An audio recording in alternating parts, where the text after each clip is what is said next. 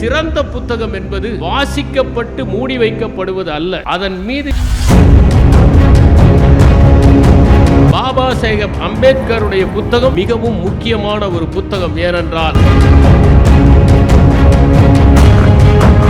நீங்கள் கோயில்களில் தேடி அதை அடைய வேண்டியதில்லை, உண்மையிலேயே ஏழைகளுடைய கண்ணீரில் அதை அடைய முடியும் என்பதை வெளிப்படுத்தியவர். குழந்தை வியக்கிறது, ஆனால் அதன் வியக்க வைக்கும் தன்மையை நாம் உலகிலேயே கிள்ளிவிடும். பிறப்பை வைத்தோ இருக்கும் இடத்தை வைத்தோ மதிப்பிடக்கூடாது. இப்படி ஒரு தந்தையிடம் கேள்விகள் கேட்டால் அறிவு எப்படி வளரும்? கருப்பை புற்றுநோய் குறித்த சந்தேகங்களுக்கான தங்கம் ஹோப்பை இலவசமாய் அணுகுங்கள்.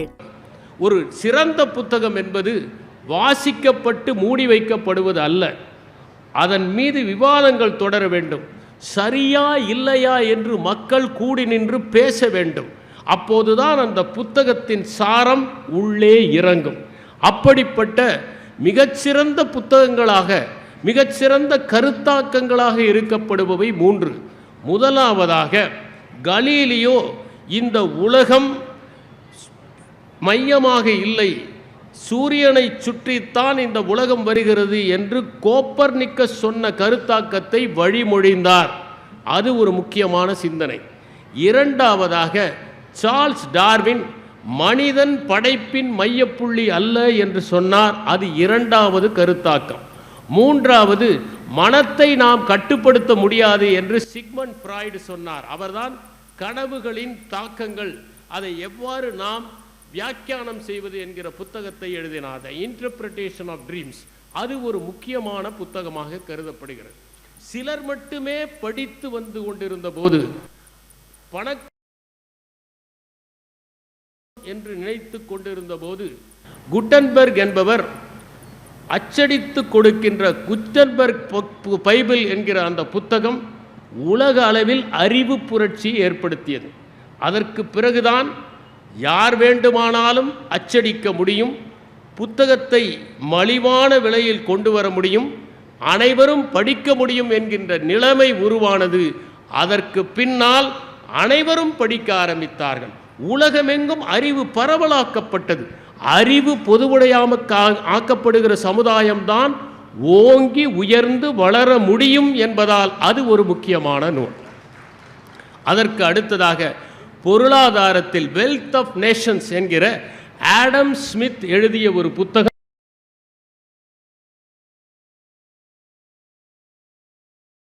சாதியை அழித்துடித்தல் என்கின்ற பாபா சாஹேப் அம்பேத்கருடைய புத்தகம் மிகவும் முக்கியமான ஒரு புத்தகம். ஏனென்றால் அதில் பல்வேறு கருத்துகள் வரலாற்று ரீதியாக ஆராயப்பட்டு முன்வைக்கப்படுகின்றன. இந்தியாவை கண்டறிதல் என்கின்ற ஜவஹர்லால் நேரு அவர்களுடைய புத்தகமும் மிக முக்கியமான புத்தகம். வரலாற்று ரீதியாக பல உண்மையான தகவல்களை முன்வைத்த புத்தகம். ஆன்மீகம் என்பது வெளியே தேடுவதில் இல்லை, உள்ளே தேடுவதில் இருக்கிறது. நீங்கள் கோயில்களில் தேடி அதை அடைய வேண்டியதில்லை, உண்மையிலேயே ஏழைகளுடைய கண்ணீரில் அதை அடைய முடியும் என்பதை வெளிப்படுத்தியவர் ரவீந்திரநாத் தாகூர் தன்னுடைய கீதாஞ்சலி என்கிற நூலிலே அதை வெளிப்படுத்தினார். இப்படி எண்ணற்ற புத்தகங்கள் உலகத்திலே தாக்கத்தை ஏற்படுத்தி, மாற்றத்தை ஏற்படுத்தி, மனித சமுதாயத்திலே அதிர்வுகளை ஏற்படுத்தி, அவர்கள் வாழ்க்கையை மேம்படுத்தி, அவர்கள் நாகரிகத்தை செம்மைப்படுத்தி, அவர்கள் பண்பாட்டை கூர்மைப்படுத்தி, அவர்கள் இன்றிருக்கும் நிலையை அடைய வைத்தது. ஆகவே புத்தகங்கள் மனிதனுடைய வாழ்க்கையை, சமுதாயத்தின் போக்கை, நாட்டின் சிந்தனையை மாற்றி அமைக்க முடியும் என்பதனால்தான் ஒவ்வொரு மாவட்டத்திலும் புத்தக திருவிழாக்கள் நடத்தப்படுகின்றன. இந்த புத்தக திருவிழா சென்னையில் மட்டுமே நடந்து கொண்டிருந்த போது, காஞ்சிபுரத்தில் 1998ஆம் ஆண்டு நான் மாவட்ட ஆட்சியராக இருந்தபோது 2 நாட்கள் தமிழ்நாட்டில் முதன்முறையாக புத்தக திருவிழாவை நடத்தினேன் என்கிற தகவலை இங்கே தெரிவித்துக் கொள்கிறேன். அதற்கு பிறகு மதுரையில் திரு உதயச்சந்திரன் அவர்கள் 2007ஆம் ஆண்டு புத்தக திருவிழாவை நடத்தினார். அதற்கு பிறகு பல மாவட்ட ஆட்சித்தலைவர்கள் முன்னின்று புத்தக திருவிழாக்களை நடத்த தொடங்கினார்கள். இப்போது அரசே நடத்த ஆணையிட்டு எல்லா மாவட்டங்களிலும் புத்தக திருவிழாக்கள் நடக்கின்றன. எனக்கு முன்னால் பேசிய எழுத்தாளர் சிந்தனையாளர் திரு இமயம் அவர்கள் திட்டக்குடியை சார்ந்தவர். நான் கடலூர் மாவட்டத்திலே பணியாற்றியவன் என்பதால் திட்டக்குடியை எனக்கு நன்றாக தெரியும். திட்டக்குடியில் இருக்கிற மக்கள் யாரையும் திட்டாத மக்கள். அப்போது அது தென்னார்காடு மாவட்டமாக இருந்தது. அவர் 1964 பிறந்தவர். என்னை விட 6 மாதங்கள் இளையவர். அவர் இயற்பெயர் அண்ணாமலை, எழுதுவதற்காக வைத்து கொண்ட பெயர் இமயம். ஆசிரியராக பணியாற்றியவர் என்பதனால் இன்று மாலை நேரத்து கூட்டத்தையே ஒரு வகுப்பறையாக மாற்றிவிட்டார். 9 நாவல்கள், 9 சிறுகதை தொகுப்புகள், ஒரு குறுநாவல் ஆகியவற்றை எழுதியிருக்கிறார். அவருடைய செல்லாத பணம் என்கின்ற நூலுக்காக சாகித்ய அகாடமி விருதை பெற்றவர். அவருடைய முதல் நாவலான கோவேறு கழுதிகள் என்கின்ற அந்த புதினத்திற்கே சாகித்ய அகாடமி விருது கிடைத்திருக்க வேண்டும் என்று வாதாடியவர்கள் உண்டு. அவருடைய எழுத்தின் வீரியம் எப்படிப்பட்டது என்றால், மாற்று முகாம்களில் இருப்பவர்கள் கூட இந்த மல்லிகைக்கு மனம் என்று சொன்னவர்கள். இவருடைய நூல்களை வாசித்தவர்கள் இவரை பாராட்டியிருக்கிறார்கள். கோவேறு கழுதிகள் என்கின்ற நூலை மிகவும் சிறந்த நாவல் என்று சுந்தர ராமசாமி குறிப்பிட்டார். இவருடைய ஆறுமுகம் என்ற நாவலை படித்துவிட்டு இதிலே ஒரு நாட்டுப்புற பாடகனுடைய சாயல் தெரிகிறது என்று ஜெயமோகன் குறிப்பிட்டார்.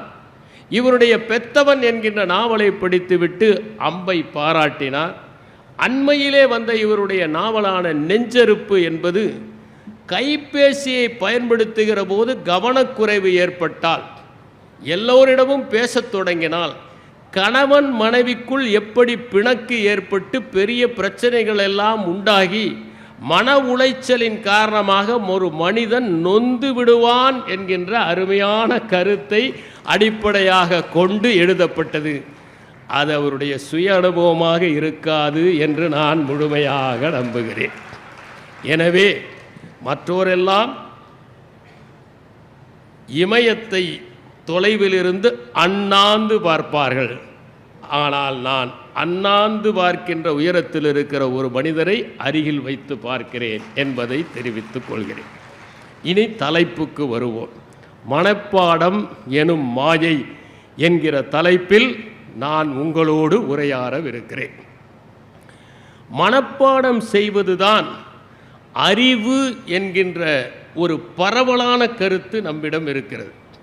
பொது புத்தியில் ஒன்றை மனப்பாடம் செய்துவிட்டால் அவர்கள் அறிவாளிகள் என்று நினைத்து கொள்கிறார்கள். மேடையிலே கடமுடா என்று கற்களை உருட்டுகிற மாதிரி ஒரு பாடலை சொல்லி அமர்ந்து விட்டால் உடனே எல்லோரும் கைத்தட்டி மகிழ்கிறார்கள். பொருள் புரிகிறதோ இல்லையோ, மூச்சு விடாமல் சொன்னால் அது பெரிய சாதனையாக கருதப்படுகிறது. அரிய கருத்துக்களை எல்லாம் கூறிவிட்டு மேடையிலிருந்து இறங்கி இருப்போம். வந்தவர்கள் அந்த கருத்தை பற்றியெல்லாம் கூற மாட்டார்கள். கையை பிடித்து கொண்டு உங்கள் நினைவாற்றல் பிரமிக்கத்தக்கதாக இருக்கிறது என்று அவர்கள் சொல்லுவார்கள். ஒரு துண்டு சீட்டு இல்லாமல், ஒரு மிடக்கு தண்ணீர் குடிக்காமல் நீங்கள் பேசினீர்களே என்று வியந்து போவார்கள். அப்படி மனப்பாடத்தை கொண்டாடுகிற ஒரு சமூகம் நிச்சயமாக அறிவை பின்னுக்கு தள்ளிவிடும் என்கின்ற காரணத்தினால்தான் மனப்பாடம் அல்ல அறிவு, அதை தாண்டியது என்கின்ற பொருளில் நான் பேச விழைகிறேன். 3 பதங்களை நாம் புரிந்து கொள்ள வேண்டும். ஒன்று தெரிந்து கொள்வது, இரண்டாவது அறிந்து கொள்வது, மூன்றாவது புரிந்து கொள்வது. தெரிந்து கொள்வது என்றால் ஒன்றை பற்றி மேம்போக்காக தெரிந்து கொள்வது. பெயரை தெரியும், ஆனால் விவரங்கள் தெரியாது. கேள்விப்பட்டிருக்கிறோம், ஆனால் உண்மை தெரியாது. மற்றவர்கள் சொல்ல நாம் அறிந்திருக்கிறோம், ஆனால் அலசி ஆராய்ந்ததில்லை. உதாரணமாக, டென்மார்க்கின் தலைநகர் என்ன என்றால் தெரிந்திருக்கும். ஒரு புத்தகத்தை எழுதியவர் யார் என்றால் தெரிந்திருக்கும். மிருகப்பண்ணையை யார் எழுதினார் என்று கேட்டால் உடனடியாக நாம் சொல்வோம் ஜார்ஜ் ஆர்வெல் என்று. ஆனால் அதை படித்திருக்க மாட்டோம். அது எதை பற்றி பேசுகிறது, அதில் யதார்த்தம் இருக்கிறதா, அதில் உண்மை இருக்கிறதா என்றும், அது ஏளனம் நிரம்பிய ஒரு நூல்தானா என்றும் நமக்கு தெரியாது. புத்தகங்களின் பெயர்களை அறிந்திருப்போம், எழுத்தாளர்களின் பெயர்களை அறிந்திருப்போம், பிறந்த இடங்களை அறிந்திருப்போம், அந்த ஊர்களின் வசிக்கிறவர்களை பற்றி அறிந்திருப்போம். ஆனால் அவற்றை நாம் ஆழமாக படித்திருக்கவே மாட்டோம். உதாரணமாக, ஒரு குழந்தை அழகான ஒரு பட்டாம்பூச்சியை பார்த்து பரவசப்பட்டு ஆஹா எவ்வளவு அழகாக இருக்கிறது என்று சொல்லி அதன் அம்மாவிடம் ஓடி வந்து அம்மா எவ்வளவு அழகாக பறக்கிறது பார் என்று கேட்டால் உடனடியாக அந்த அம்மா அதுவா பட்டாம்பூச்சி என்று அந்த குழந்தையின் அறியும் ஆர்வத்தை முளையிலேயே கிள்ளிவிட்டு விடுவாள். அது வெறும் பெயர்தானா? பெயரை அறிந்தாலே நாம் பட்டாம்பூச்சியை அறிந்து கொண்டோமா? பட்டாம்பூச்சி என்பது காற்றில் மிதக்கும் பூ. அதனால்தான் ஜென் கவிதை சொன்னது, உதிர்ந்த பூ மறுபடியும் வந்து ஒட்டி கொண்டது, ஓ ஒரு வண்ணத்து பூச்சி என்று. பட்டாம்பூச்சியை ரசிப்பதற்கும் அதை அறிவதற்கும் ஒரு மனம் வேண்டுமல்லவா? எவ்வளவு அழகாக இருக்கிறது. அந்த குழந்தையிடம் அந்த பட்டாம்பூச்சியை பற்றி நாம் பேசியிருக்கிறோமா? அது காற்றிலே பறந்து செல்கின்ற அழகை பற்றி நாம் வியந்திருக்கிறோமா? குழந்தை வியக்கிறது, ஆனால் அதன் வியக்க வைக்கும் தன்மையை நாம் முளையிலேயே கிள்ளிவிடுகிறோம். குழந்தை ஒரு அழகான ரோஜாவை பார்த்து பறித்து கொண்டு வந்து அம்மாவிடம் வியப்பு மேலிட இது என்ன என்று கேட்கிறது. அப்போது அதை வெறும் ரோஜா என்று நாம் உதறி தள்ளிவிடுகிறோம். அது வெறும் ரோஜா என்கிற பெயர் மட்டும் தானா? அதிலே துளிர்த்திருக்கிற பன்னீர் துளி எவ்வளவு அழகாக இருக்கிறது, அந்த மலர்களின் இதழ்கள் எவ்வளவு மென்மையாக இருக்கிறது, அதன் வாசம் எப்படி காற்று மண்டலத்தையே நறுமணமாக்கி விடுகிறது. இதையெல்லாம் அந்த குழந்தைக்கு ரசிக்கவும் அறியவும் தெரியவும் அதன் செடியை பார்க்கவும் சொல்லித் தருகிறோமா? முள்ளிருக்கிற அந்த செடியில்தான் அழகான ரோஜாக்களும் பூக்கிறது. அதுபோல நாம் சில மனிதர்களை அவர்களுடைய பிறப்பை வைத்தோ இருக்கும் இடத்தை வைத்தோ மதிப்பிடக்கூடாது. அபரிமிதமான குணங்கள் அவர்களிடம் ஏற்படும் என்பதை நாம் என்றாவது ரோஜாவை வைத்து அவர்களுக்கு சொல்லிக் கொடுத்திருக்கிறோமா? தெரிந்திருப்பது என்பது மேலோட்டமானது. ஆனால் அதற்கு அப்பால் செல்வதற்கு குழந்தைகள் விரும்பினாலும், வியப்பதற்கு அவர்கள் தயாராக இருந்தாலும், அவர்கள் வியக்கிற தன்மையை நாம் முளையிலேயே கிள்ளிவிடுகிறோம். அதை போலத்தான் தெரிந்து வைத்திருப்பதை வைத்துத்தான் இன்று எல்லா சண்டைகளும் இருக்கின்றன. அறியாமல் வெறுமனே பெயர்களுக்காகத்தான் இன்று எல்லா சண்டைகளும் நிகழ்ந்து கொண்டிருக்கின்றன. ஒருவன் பச்சோந்தியை பார்த்தான். அவன் பார்க்கிற நேரத்தில் அது பழுப்பு நிற மரத்தில் இருந்தது. எனவே தன் உடலை பழுப்பு நிறமாக ஆக்கி கொண்டது. சிறிது நேரத்தில் இன்னொருவன் வந்தான். அவன் பார்க்கிற போது அது பச்சை நிற இலையில் இருந்தது. எனவே அது தன்னுடைய உடலை பச்சை நிறமாக மாற்றிக்கொண்டது. இருவரும் வந்து அங்கே ஒரு ஓணானை பார்த்தேன், அது பழுப்பு என்றான் ஒருவன், இன்னொருவன் அது பச்சை என்றான். சண்டை போட்டு கொண்டார்கள். அதை போலத்தான் பல நேரங்களில் உண்மையை பற்றி தெரியாமல் இதுதான் சரி என்று நமக்கு கற்பித்து கொடுத்தவற்றை வைத்து நாம் சட்டையை பிடித்து கொள்கிறோம், சண்டையிடுகிறோம், சமர்புரிகிறோம் என்பதை உணர வேண்டும். ஒரு ஆலமரத்தை போல வளர வேண்டிய குழந்தைகளை தெரிந்து கொள்வதே போதும் என்று நாம் குறுக்கி விடுகிறோம். என்னிடம் நான் தலைமைச் செயலாளராக இருக்கிற போது சின்ன சிறுவர்களை அழைத்து வருவார்கள். எல்லா நாடுகளின் தலைநகரங்களையும் இது சொல்லும் மனப்பாடமாக என்று அவர்கள் சாதனை புரிந்ததாக நினைப்பார்கள். அந்த குழந்தைகளை ஒரு சாதனை பொம்மைகளாக மாற்றி தெரிந்து வைத்திருப்பதோடு நிறுத்தி வைப்பதற்கான முயற்சியைத்தான் அவர்கள் மேற்கொள்ளுகிறார்கள் என்பதை நான் இந்த இடத்திலே சுட்டிக்காட்ட விரும்புகிறேன். சுந்தர ராமசாமி தன்னுடைய நூலில் குறிப்பிடுவார், நீங்கள் வேட்டை நாயோடு நடைபயில வேண்டும், பொம்மை நாயோடு நடைபயிலக்கூடாது. குழந்தைகள் வேட்டை நாயாக இருக்க விரும்புகிறார்கள், ஆனால் அவர்கள் நாமை பொம்மை நாயாக ஆக்கிவிடுகிறோம். ஆலமரமாக கிளைகளை விரிக்க வேண்டிய அவர்களை தொட்டி செடியாக ஆக்கிவிடுகிறோம். அப்போதுதான் போகிற இடங்களுக்கெல்லாம் அவர்களை எளிதில் தூக்கி கொண்டு போக முடியும் என்கிற காரணத்தால் அவர்களை கேள்வி கேட்பவர்களாக மாற்ற வேண்டும். இதுதான் என்று சொல்லக்கூடாது, இது ஏன் என்று கேட்பவர்களாக மாற்ற வேண்டும். எனக்கு ஒரு சம்பவம் நினைவுக்கு வருகிறது. ஒரு தந்தையிடம் மகன் கேட்டான், ஏனப்பா மரங்களின் வேர்கள் கீழே போகின்றன, அதன் இலைகள் மேலே போகின்றன? தெரியாது. இலைகள் ஏன் பச்சையாக இருக்கின்றன? தெரியாது. ஏன் மழை பெய்கிற போது அந்த இலைகளே ஈரத்தை உறிஞ்சிக் கொள்ளலாமே, ஏன் மண் உறிஞ்சுகிறது வேர்களின் வழியாக? அப்போது அவர் தெரியாது என்று சொன்னார். இதற்கு மேல் இவரிடம் கேள்வி கேட்டு பயனில்லை என்று பையன் வாயை மூடிக்கொண்டான். அப்போது தந்தை சொன்னார், கேள்விகள் நிறைய கேள், அப்போதுதான் அறிவு வளரும் என்று. இப்படி ஒரு தந்தையிடம் கேள்விகள் கேட்டால் அறிவு எப்படி வளரும் என்பதை புரிந்து கொள்ள முடியும். ஏனென்றால் குழந்தைகளை வளர்க்கவர்கள் அவர்களும் தெரிந்து கொள்வதோடு நிற்காமல் அறிந்து கொள்கின்ற அடுத்த கட்டத்திற்கு வர வேண்டும். அறிந்து கொள்வது என்பது ஒரு புத்தகத்தின் சாரத்தை தெரிந்து கொள்வது, ஆனால் அது அலசி ஆராய்வது அல்ல. இதில் என்ன கூறப்பட்டிருக்கிறது? உதாரணமாக, இலைகள் பச்சையாக இருக்கின்றன என்பது தெரிந்து கொள்வது. ஏன் பச்சையாக இருக்கின்றன என்று தெரிந்து கொள்வது அறிந்து கொள்வது. ஆனால் அப்படி பச்சையாக இருப்பதற்கு என்ன செய்கிறது? பச்சையாக இல்லாவிட்டால் என்ன ஆகும்? பச்சையம் தீர்ந்த பிறகு எப்படி உதிர்கிறது என்பவற்றையெல்லாம் அவர்கள் தெரிந்து வைத்துக் கொள்வது இல்லை. ஆகவே அறிந்து வைத்துக் கொள்வது என்பது மேம்போக்காக இல்லாமல் ஓரளவிற்கு அதை பற்றிய விவரங்களை தெரிந்து கொள்வது. அந்த அறிந்து கொள்வதோடு பெரும்பாலானவருடைய கல்வி நின்று விடுகிறது.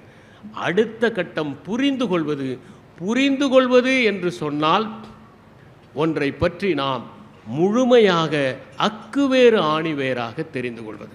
அது எதனால் நிகழ்ந்தது, ஏன் நிகழ்ந்தது, இதற்கு முன்னால் என்ன நிகழ்ந்தது, இப்படி நிகழ்ந்திருந்தால் என்ன ஆயிருக்கும், ஏன் நிகழாமல் போனது என்பதையெல்லாம் நாம் முழுமையாக புரிந்து கொள்கிற போதுதான் அந்த கல்வி என்பது முழுமை பெறுகிறது.